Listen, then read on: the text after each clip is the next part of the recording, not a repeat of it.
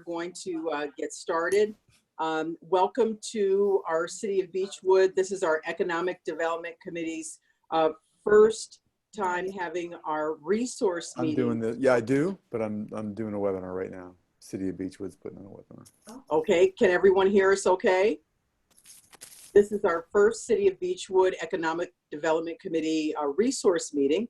And I'd like to welcome everyone on behalf of the City of Beachwood. My name is June Taylor, and I am the host for today with my colleagues who represent the Economic Development Committee. I hope that Mayor Martin Horace can join us. We certainly have his support to host this meeting today. And the committee is comprised not only of myself, but Alec Isaacson. Alec, you're there? I'm here. Welcome, everybody. Thank you for coming. Okay, and Eric Sinnenberg. Good afternoon, everybody. Great, thanks, Eric. And from the city also, we have our timekeeper, but also she is our clerk. Whitney Crook is here. Whitney. Hello, everyone. Good Okay. And then Diane Calta is also our legal counsel. Diane is here. Thank you so much, Diane, for joining us as well. Let me tell you now that in our session today is really not about us, but what we wanted to do is we wanted to provide an opportunity, because there's so much going on right now in the world that's related to economics. It's related to businesses. We wanted to provide an opportunity for business owners in the City of Beachwood to have an opportunity to meet not only city leaders that relate to the businesses that are here locally, but also talk to leaders who are touching resources that could provide help. And that's the purpose for today's call. We also have on the call our economic development team that is with the city. Carrie Zepay. Carrie is here, and her last name is spelled Z-E-P-A-Y. And then is Bill on our call today too? I know he was invited. I don't see his name listed here though, so I'm not sure. That's right. So I was given a little bit of time for him to get on, but our economic development team is also here from the City of Beachwood. And so before we adjourn today, I'm going to just remind people of their contact information, and you can contact them through City Hall. Back to the goals. So the goals are going to be that we have an agenda, which is going to be, we're going to hear from Secretary of State Frank Rose from the state of Ohio. We also have Deputy Chief James Lapley. James, am I pronouncing your name properly? Yes, you nailed it. Thank you. Okay, thank you so much. He is from the Office of Small Business and Entrepreneurship. He's going to talk about the resources from the state of Ohio as well. And we are taping this session so that you can use it as a resource to go back to as well. From the county, we will have Danielle Sidnor, who's going to talk about the Cuyahoga County Revitalization Fund.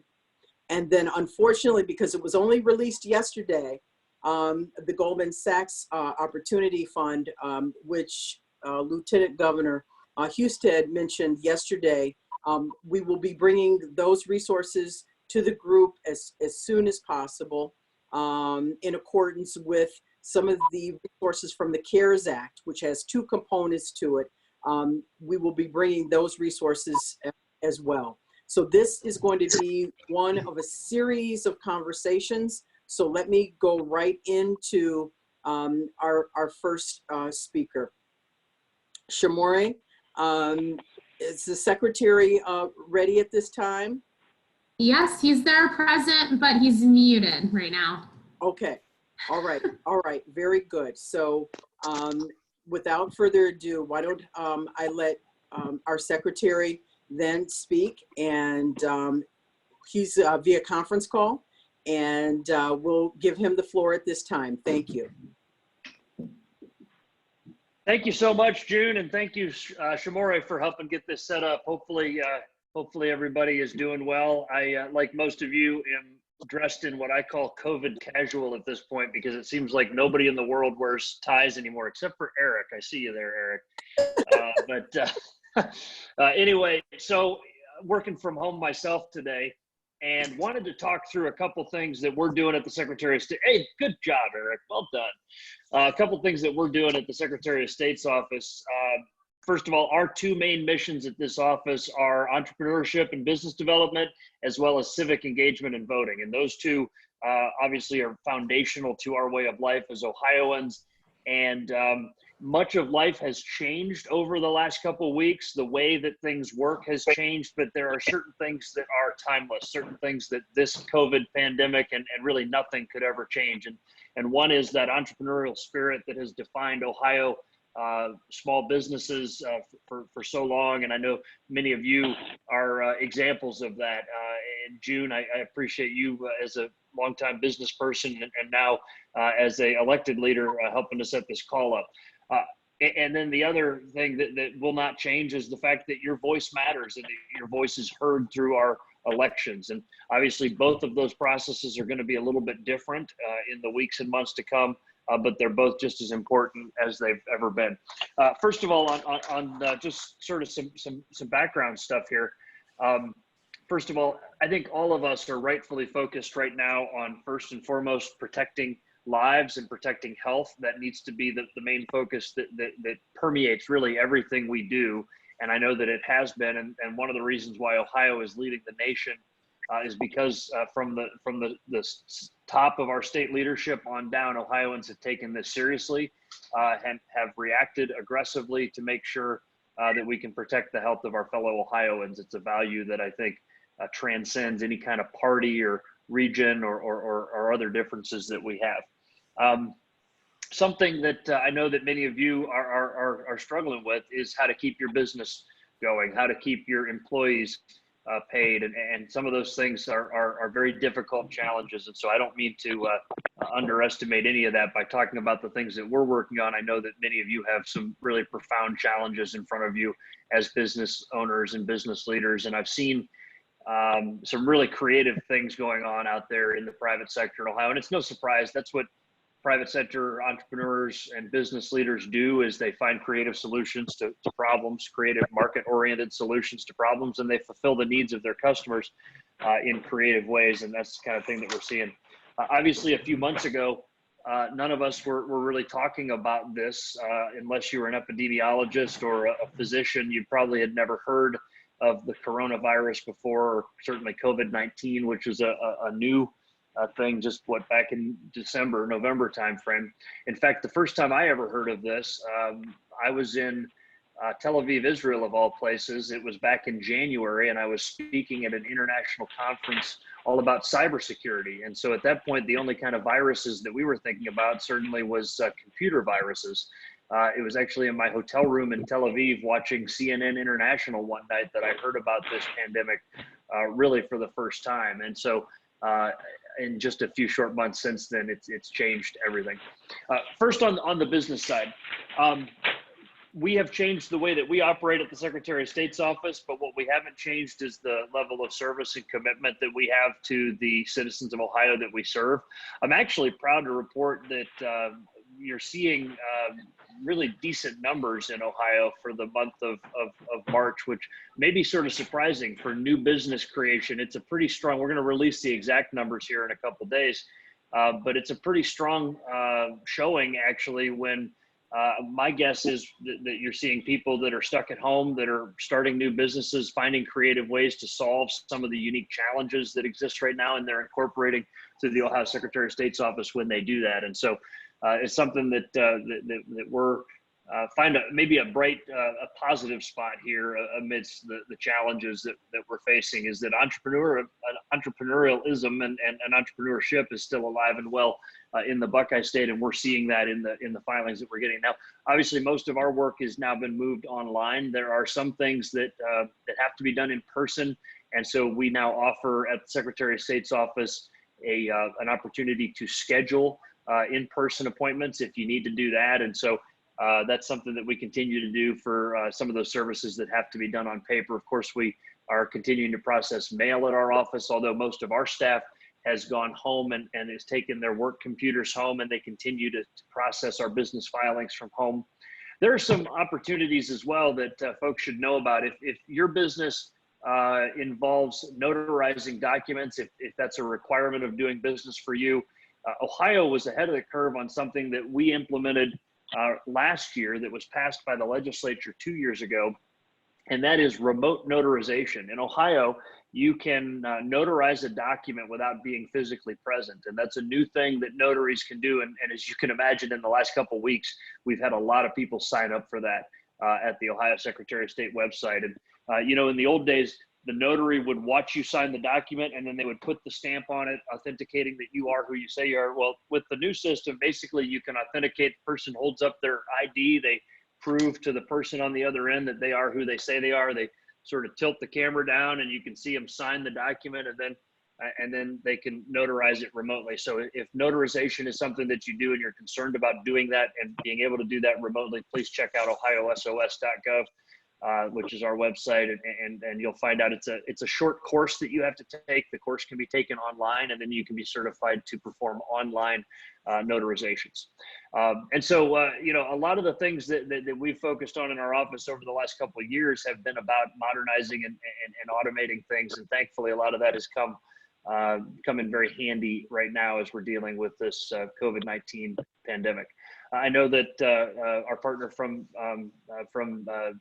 the Office of Small Business is going to have some more specifics here in a few minutes about what exactly Ohio is doing to help small businesses, in addition to the work that's being done at the federal government level now. Let me move on to elections, because obviously my role as Ohio's Chief Elections Officer is probably the thing that to the extent anybody thinks about the Ohio Secretary of State's office, most often you're going to hear about my work as the Chief Elections Officer. A quick, if I may, June, a quick sort of countdown on what's gone on over the last 3 weeks. First of all, leading up to March 17th, we were fully prepared to conduct in-person voting in Ohio. The work of our county boards of elections to be prepared for that was really remarkable. I had made the very thoughtful decision from the beginning that we weren't gonna sort of make up our own health and science. We're going to listen to the experts. We had daily calls with CDC as well as with Dr. Amy Acton, the director of the Ohio Department of Health, and they had guided our decision making all along. And their guidance had been all from the very beginning of this emergency that if we followed certain guidelines for you know, disinfecting machines, moving polling locations away from those senior residential facilities, requiring social distancing in the polling places. They had said all along that it would be safe to run in-person elections in Ohio. And so we were proceeding on course to do that. In fact, we had trained and recruited over 3,000 new poll workers in Ohio to replace some of those more senior Ohioans who didn't want to go out and work the polls on March 17th. And so we were ready. In fact, even on Sunday night, March 15th, I had a phone call with Dr. Acton, and she said, we're still clear to go. We can do this as long as we do it safely.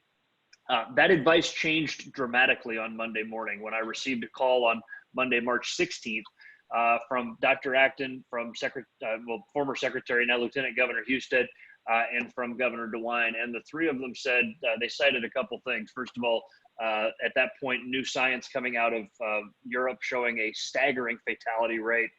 Number two, the fact that the CDC was reducing from 100 down to 50, and then a few days later was going to be reducing to 10, the maximum gathering size. And the fact that Dr. Acton wanted the governor to start advising Ohioans over 65 that they really shouldn't leave their homes unless they have an absolute necessity to do so. In that environment, the governor, lieutenant governor, and the health director said that there's no way that we can run a safe and fair election. And those are the two things that we have to make sure of. First of all, it wouldn't be safe for Ohioans to congregate at polling locations, which would have exceeded the CDC guidance of 50 in one location. But also, it wouldn't have been fair because 20% of our population at that point was being told to stay home, right? Ohioans over 65 shouldn't have to choose between their health and their fundamental rights. And so the governor made the decision that we would not have in-person voting on Tuesday, March 17th, and that left us with a difficult challenge. What do you do then? How do I fulfill my constitutional obligation as Ohio's Chief Elections Officer to make sure that every Ohioan still has access to the ballot? What I proposed was that we have a 11-week vote by mail period, and that I asked the legislature for permission to mail an absentee ballot request with a postage paid envelope to every Ohioan. The legislature ultimately was not willing to give me that much time. They just didn't want to wait that long for us to do it what I considered the right way. And instead, what they've authorized is this, and this is the scenario for how the election is going to play out. The March 17th Ohio primary has been extended. March 17th is still election day. Effectively, we're holding the polls open until April 28th. But April 28th will be the end of this primary. Between now and then, Ohioans need to, if they have not cast their ballot already, actually, it's important to note, if you have cast your ballot is safe and sound. It will be counted on April 28th. It's kept under double lock and key at your county board of elections. And this is a fact that a lot of people don't realize. When I say double lock and key, it's kind of like one of those submarine movies from the 1980s where you needed 2 keys to launch the torpedo. The Republican Party has 1 key and the Democratic Party has another key. And so nobody can even go in the room where those ballots are stored unless both parties are present. And that's at all 88 county boards of elections. So if you cast your ballot already, it will be counted on April 28th. If you haven't, then now is the time that you've got to request your absentee ballot. Now in Ohio, unfortunately, that means that you have to print out a request form because we're not allowed to take those online, although I've advocated that we modernize that as well. So right now you have to print out a form or call and have a form sent to you, or you can make your own form. And so the 3 ways you can request your ballot are print, call, make. You can print your own form at voteohio.gov. You can call 877-SOS-OHIO, which is our hotline, 877-SOS-OHIO, and they will send you a ballot request. Or you can make your own form, which is just take a blank piece of notebook paper, and you can write down all of the items that have to be on there. Now that list of items is also found at voteohio.gov/make-your-own. And so those are the ways that you request your ballot. Your Board of Elections will send you your ballot in a postage paid response envelope, and then you'll have to get that postmarked by the 27th of April or drop it off at your county board of elections. They have a drive up. Every county, I know Cuyahoga certainly does, but every county board of elections has a drive up drop off like a box, like an old postal box or whatever else that you can drop your ballot off in. So those are how we're going to do it. One last thing, June, if I may, before we take questions. This is one of those we're all in it together kind of things. And so we need to spread the word about this because we're taking a state with 7.8 million registered voters, where about 500,000 have already voted. And what that tells me is that there's 7.2 million that we have to make sure have the opportunity to vote. And so educating those 7.2 million voters about how we're going to have our first ever all vote by mail election is a challenge. We're partnering with groups like the League of Women Voters and the NAACP and even the Ohio Newspaper Association, which is printing absentee ballot forms in newspapers. So all people have to do is rip them out. We're partnering with the food banks. And so when they're giving people a bag of groceries, there's an absentee ballot request form in it. We're partnering with the grocery stores. You're going to start seeing at the checkout counter absentee ballot request forms available there. And so we're trying to get the word out as best we can, but it's going to take all of us. And so what I would ask all of you to do, if you're active on social media, if you or your business has an email list, go to our website, voteohio.gov. You'll find a thing called the social media toolkit there. That social media toolkit provides animations, GIFs, graphics that you can download and share on social media, as well as a good sort of frequently asked questions document so that people can get their questions out, because it's important that we get accurate information out as quickly as possible so that every Ohioan can make their voice heard. So voteohio.gov and 877-SOS-OHIO. If there are 2 things you remember from this call, I would hope that voteohio.gov and 877-SOS-OHIO are them, and the fact that the time is now to request your absentee ballot. June, happy to take a couple questions if you have a few moments. Mr. Secretary, thank you for your comprehensive overview. Everyone on the call, thank you so much for listening. Are there any questions? Because Mr. Secretary does have to wrap up and leave pretty soon. We're open for questions. Okay, Mr. Secretary, you've covered everything so well. Everyone is well informed. Thank you, and thanks for all you do, June, and thanks for all that all of you do as leaders in our community. I appreciate you.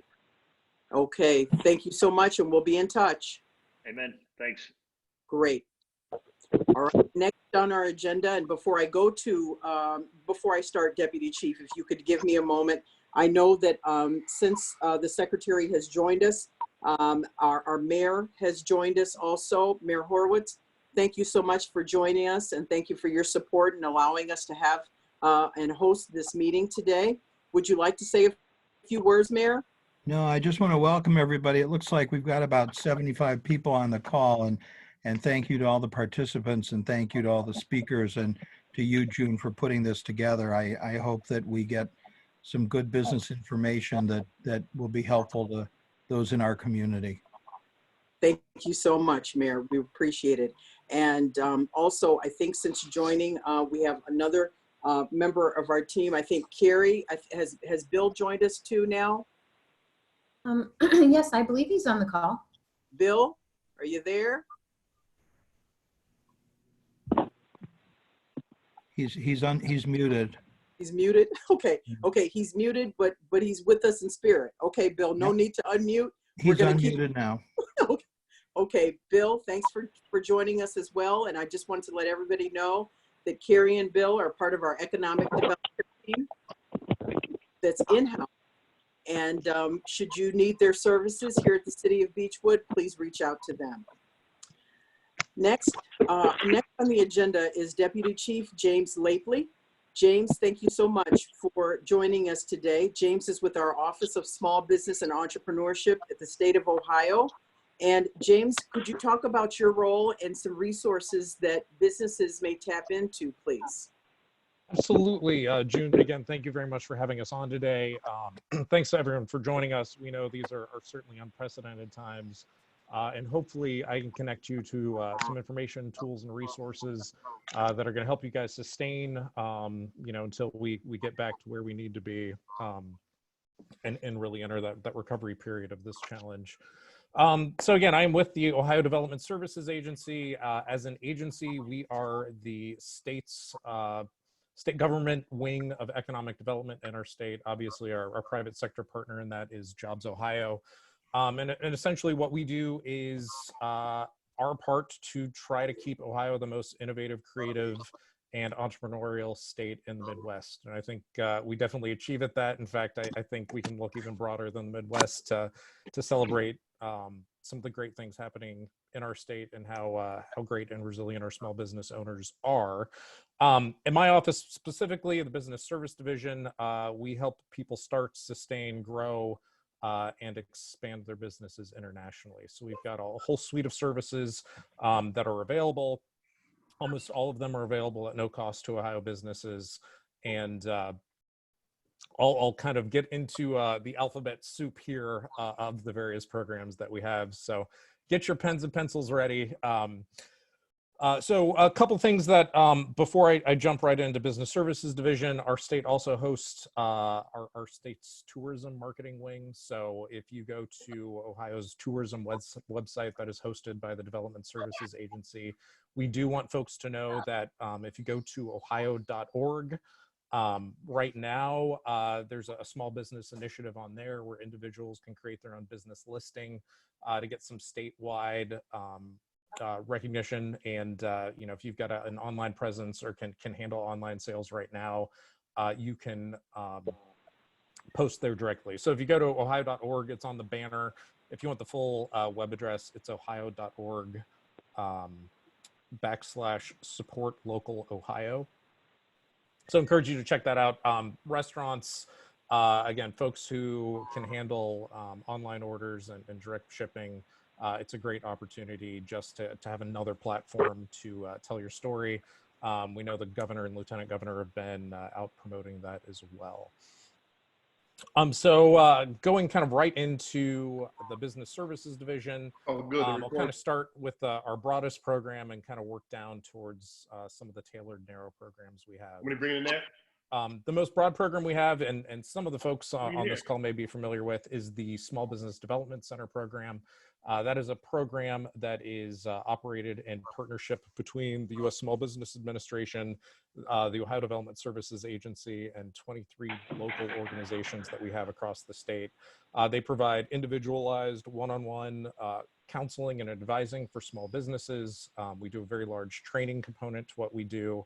And I'm happy to say that one of the hats I wear is serving as the state director of that program. So we have been incredibly active over the past couple of weeks of ensuring that all of our centers can operate, business as usual, except for the fact that we're not sitting with you face to face. All of our services are available virtually, and we're starting to really ramp up the amount of training that we can do virtually as well.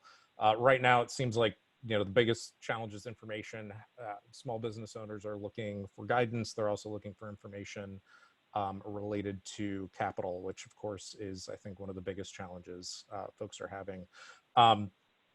So I will briefly mention, the two main federal programs that have recently passed. That's the Payroll Protection Program and the Economic Injury Disaster Loan Program. If you haven't heard of those, I'd be surprised. But that is by far the #1 inquiry we're receiving at our centers across the state. So just a quick recap, the Economic Injury Disaster Loan Program is supposed to be a relatively quick turnaround loan that is actually a direct loan from the Treasury. It's up to $2 million, and the CARES Act recently included a forgivable loan portion where there could be an initial loan advance of about $10,000. One of the things that's helpful that we have as the SBDC network is, we've got folks on the ground across the entire state, so we can share information. As of now, we haven't heard of anyone actually receiving a loan advance, but we have heard from clients that they've called it to see where their applications are. They're still in a pending application status. I think the big challenge with that is, this has historically been a targeted local program towards kind of localized disasters, so fire, a flood somewhere. This is the first time it's been something open to the nation, so I think there have been some growing pains there, and we're all eagerly waiting updates. And SBDCs are a great place to go to if you want an update, as we are constantly sharing information from across the state. The other program is the Payroll Protection Program. And again, I won't go into either of these too in depth because I want to respect everyone's time on this call. But it is a program that's really intended to help business owners keep employees on payroll. Folks can apply for what is essentially 2.5 months worth of payroll costs, and they need to use 75% of those. I should say it's up to 2.5%, 2.5 times their monthly payroll cost. And if they want that forgiven, they've got to spend essentially 75% of those funds on employee payroll. The rest can go towards offsetting mortgage cost or debt or materials. So there's a lot of nuance in there. I really encourage you to reach out to your Small Business Development Center if you haven't already applied. We can work with you through that, but we are encouraging folks to apply. The difference between the two programs as well, EIDL is a direct application with the U.S. Small Business Administration, whereas the PPP program, that is a direct application to banks that are current SBA partners. So those are typically existing SBA lenders. The good news that we're hearing, yesterday I heard of one of our first clients in the Cleveland region getting their PPP loan. So we'd heard that they were approved for over $300,000 as part of that. And we're starting to hear more and more small businesses that are getting loan approvals. We're also hearing more and more community and local banks that are starting to stand these programs up. So again, we have a list, and in June, I'd be happy to share with you of all current SBA 7A lenders broken down by city. In addition to that, we're starting to hear about more banks opening up their PPP loan application process to non-customers. And I think that was another big challenge there too. So, we're certainly hearing that these are obviously two programs that are outside of our control, but we want to be a resource through our small business development centers to help you with that. Other things, you heard the Secretary of State mention that he was surprised at the startup activity that's still happening out there. We're seeing that as well. We help folks start their business, we help them grow and expand their businesses, but we still have a large number of entrepreneurs that are still planning on starting businesses. They're growing headstrong into this, and a lot of times they're pivoting, but we're working with them on developing business plans so that they can continue to start businesses. At the same time, you also see a lot of businesses pivoting, taking a strong look, working on their business, not just in their business during challenging times like these, and they can come out of these challenges even stronger. So I certainly encourage you to leverage your SBDC. Cleveland, the Cleveland area has actually one of our greatest concentrations of small business development centers. The closest one to most of the folks on this call is our Cleveland State University SBDC, working with the Cleveland Library. We also have centers at the Urban League and the Hispanic Business Center. And then even within the region, we have two other centers that are very close, one out of Lakeland Community College and one at Lorain County Community College. So the group in Cleveland works together really well. They share expertise. They'll share clients across which center can best assist you. But where you can find your local small business development center, go to the website ohiosbdc.org. Again, Small Business Development Center, ohiosbdc.org. That'll get you a listing of our centers as well as some upcoming trainings. And if I can do a little plug for the Urban League has a webinar tonight. I believe it's at 6.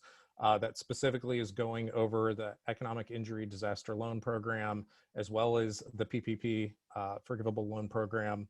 So I'd encourage you, they're going to do a much deeper dive into it than I could possibly do on this phone call. We also have trainings this week at the Lorain County Community College and Lakeland Community College. I think they both have trainings tomorrow. So those are all web-based. You can access those free of cost on ohiosbdc.org to register. We've got a number of other programs that are a little more niche, but I think as businesses are looking to recover and looking for new potential sales channels, I wanted to briefly mention these programs. We have a program called the Procurement Technical Assistance Centers. They work with businesses on getting government contracts, federal, state, and local government contracting. Federal government purchases everything. They also purchase at times when other folks may not be purchasing. So our PTACs have been very active all across the state. I'll give you our agency website where you can find all of these resources after I kind of finish going through those individual programs.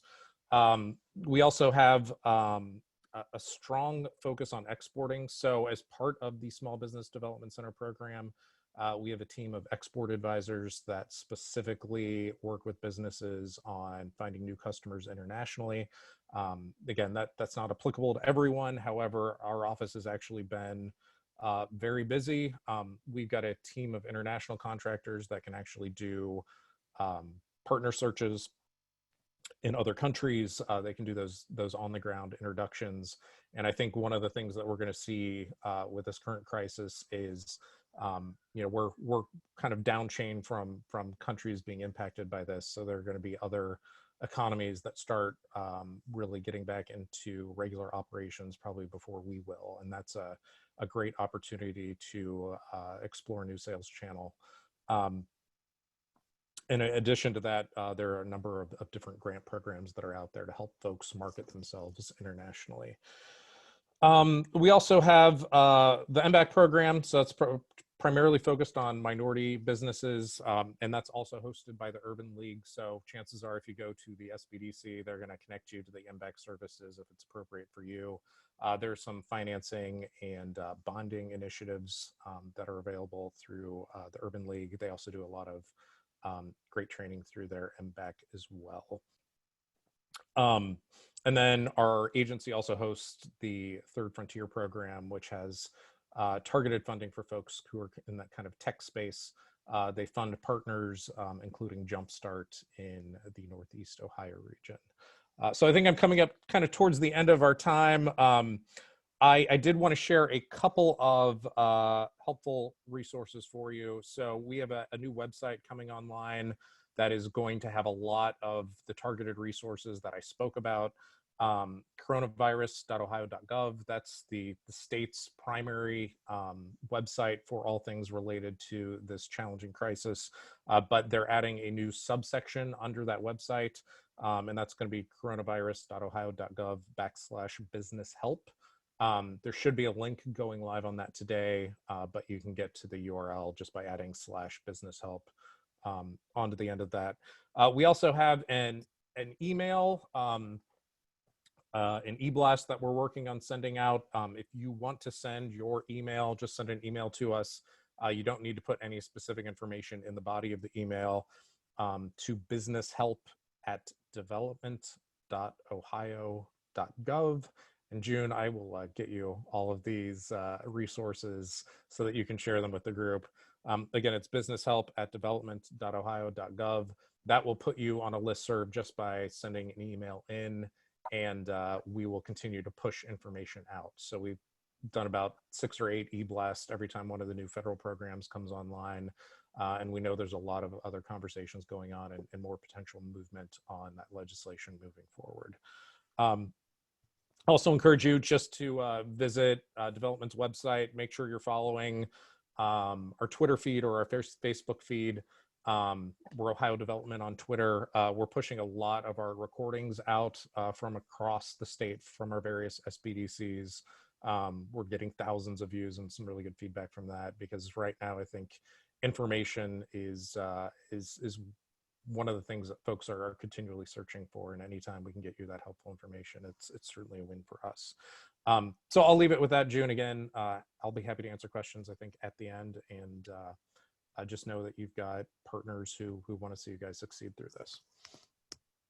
Chief Lapley, thank you so much for that extensive list and for also giving sort of an overview with each of them. And I know the group looks forward to getting this list, and we will work to get that out and get your updates out. And thank you so much for your time today. Okay. Next, and please stay with us. Okay. I know. Can we ask questions? Yes, we have questions. Yes, I have a question. Yes, go ahead. This is Brian Bayless from Thrive Peer Support. Jim, thanks for your time today. Do you have a list of some of the banks that are accepting current non-customers? Yeah, and so I don't have an extensive list for you. I can tell you, folks, we've heard that US Bank is starting to accept non-customer applications. And then the one I heard about literally just before I came on this call is People's Bank Corp. They have a couple of branches in the Cleveland region, and we've gotten confirmation from a couple of our clients that they are in fact up and running and accepting non-client applications. So it's peoplesbankcorp.com.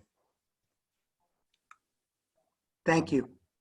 And again, we'll, June, and we're trying to, again, this is, a lot of this kind of is coming through our network. So as we get updated information, we'll try to share that. But I would definitely check in with your local SBDC, as they're going to know the local partners. Thank you. Chief Lapley, let me ask you this question as it relates to timing. I know that a lot of entities have already submitted their applications through their respective bank relationships or portals, and they have received confirmation that their applications have been received in some instances. Mm-hmm. Could you comment on the expediency of getting applications in sooner? And is there a danger of funds being exhausted? Can you comment on that? Because that is a topic that has been brought up in the last 48 hours mm-hmm. of, if you don't hurry up, you may not, there may not be funds remaining. Yeah, and with that, the Economic Injury Disaster Loan Program has a cap at, I think, 100 million. Don't quote me on that. For the for 10,000 up to $10,000 forgivable loan. The PPP is 349 billion. Now we're seeing that, I think on Friday the SBA reported that about 308, the average loan going out was about $308,000. So that is going to be a finite amount of money. So we do encourage folks to apply for both programs. Neither program costs anything to apply for, and you don't have to accept the loan terms once they're given to you. So it certainly is in your interest to apply. They're relatively short applications, so we do encourage folks to do that. And in terms of processing, like I said, we've heard banks turning around with the PPP program, and I think it's going to be case by case with how a bank disperses those funds. With the Economic Injury Disaster Loan Program, it's supposed to be a 3-week turnaround. But like I said, it's unprecedented circumstances. So we haven't heard any real guidance from the SBA on when those are expected. One more question before we go to our next guest, Ms. Danielle Sidnor, please. Okay, Chief Lapley, thank you so much for your time this afternoon. And people may have questions and answers, again, in our time that we've allotted. And let's move on to Danielle. Danielle, thank you for joining us. And I know your time is limited also. Thank you so much, June, and to the Beachwood community for inviting us to participate. My name again is Danielle Sidnor. I'm the Executive Director for Economic and Community Development Institute. We are a local CDFI, and in partnership with Cuyahoga County, have worked to create a centralized location for business owners to call in and ask questions, to receive assistance, and be connected with many of the people that the director just spoke about. So the Small Business Resource Center can be accessed 2 ways. You can call 216-452-9714, and there's a flyer that I'm sharing with June that will have that phone number and the email address, the website. You can also receive that same information of how to get connected with the Resource Center by visiting cuyahogacounty.us/help for business. And so the reason for pulling this together is because there are lots of different pieces of information swirling around. There are a lot of organizations that are providing help to small business owners.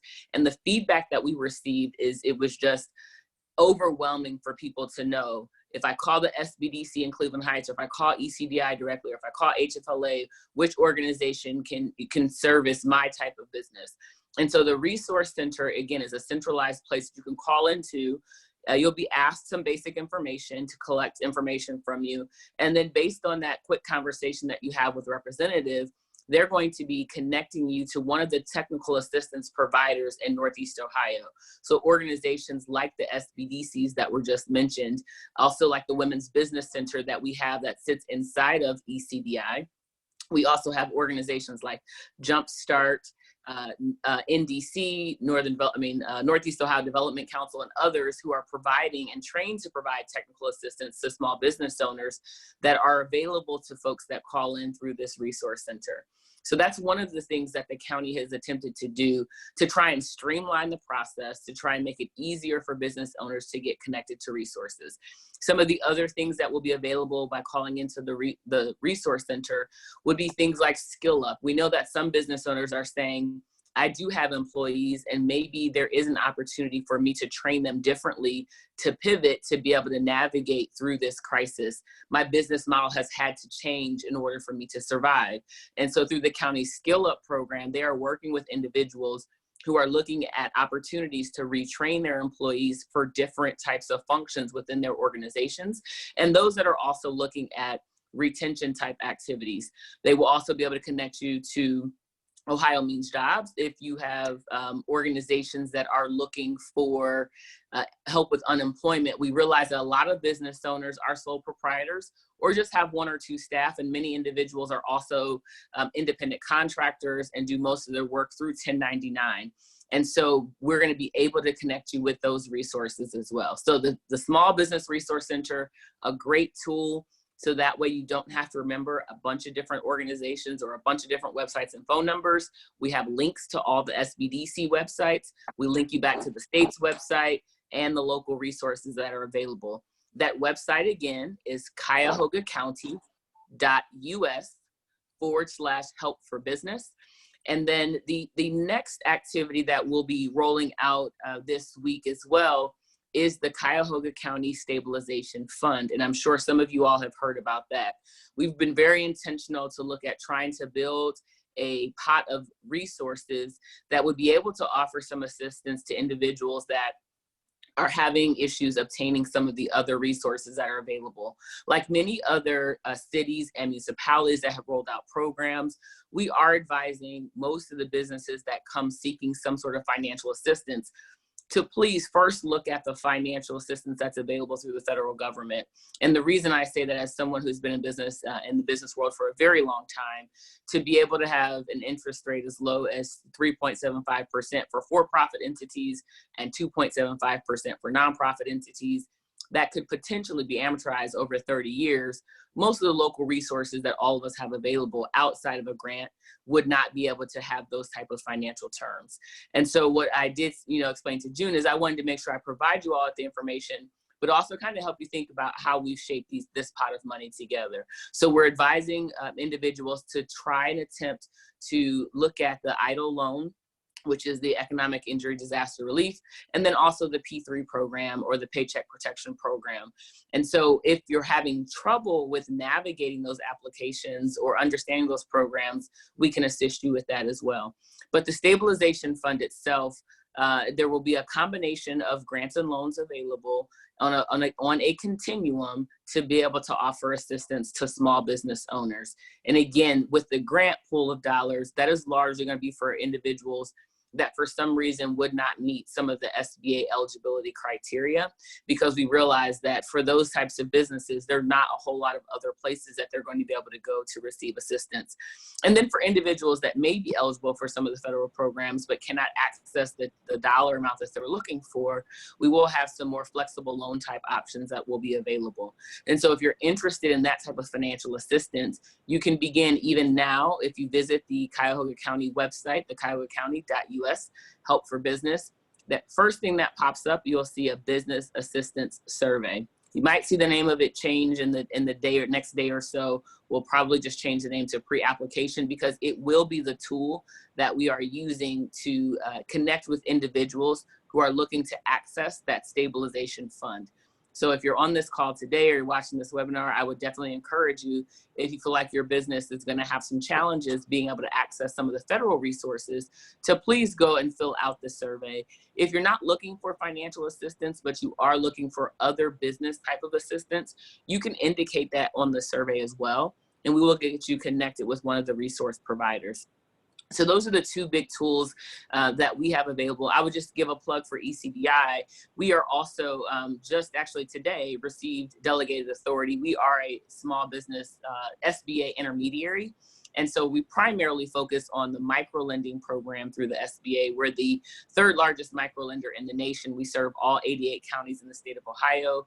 Our offices are centrally located in Columbus. I manage our Northern Ohio operations, but we also do the Community Advantage program, which is a 7A program, but traditionally designed for disadvantaged borrowers. And so now with delegated authority, we are tipping into likely doing the P3 program. I don't have specific dollar amount yet in terms of what we likely will have available through that program for the P3, because each institution who delivers that has to have the liquidity to be able to make those loans to borrowers. And so as the director talked about, there are lots of other institutions that are not online yet with P3 that likely will. And I know I've been receiving information daily from the SBA and other organizations saying that there's the potential that our elected officials federally might go back and look at trying to add some more dollars to that pot of money. So please be flexible with the people that you're talking to. All of us are receiving information almost, I feel like, hourly that changes the information I heard 15 minutes ago. And so if you feel like you heard one thing and then somebody's telling you something different moments later, it's literally because we are getting new information. The Treasury is looking at doing things. The Federal Reserve is looking at a program. And so be patient. We're really, really working hard to try and make sure we're getting accurate information. And as it changes, we're trying to get that out, I know, to our customers and clients and to the small business ecosystem. Danielle, thank you so much for your overview and your perspective. In the time that we have left, are there any other questions for Danielle or for Chief Lakely? Well, then let me say this. This is our first time hosting this. Let me say thank you so much to everyone, not only for your time today, but to our speakers who made the time, because I know that everyone is really pressed for time because the requests for you to speak are just so great. So we really appreciate you taking a moment and integrating us into your schedule. To our mayor, we ask that you really continue to support us, because we're just trying to be a resource to our businesses and to my fellow committee members. Thank you so much for, really sharing of your thoughts and taking the time as well. We hope to do this again before the end of the month. People have already given me some feedback on some things that they need assistance with. So if I could ask Ms. Sidnor and, Chief Lakely, if you'll bear with us, and we'll fine tune some things and hopefully be in touch in short order. And hopefully you'll come back and join us Absolutely, again. June. And I see some of the questions that are hopping into the chat. So if you want to send any of those over to me that I can respond back to in writing, I'd be happy to do that as well. That would be great. That would be great. And we'll ask Shamori's cat to join us again next time, because your cat seems to like Zoom more than I do. Okay. And Mayor, would you like to offer any closing comments as well? Okay. All right. Well then, let me say that I've asked Whitney to put up, Danielle, your information here. And then James, Chief Lakely, I'm going to make sure that everyone has your list as well.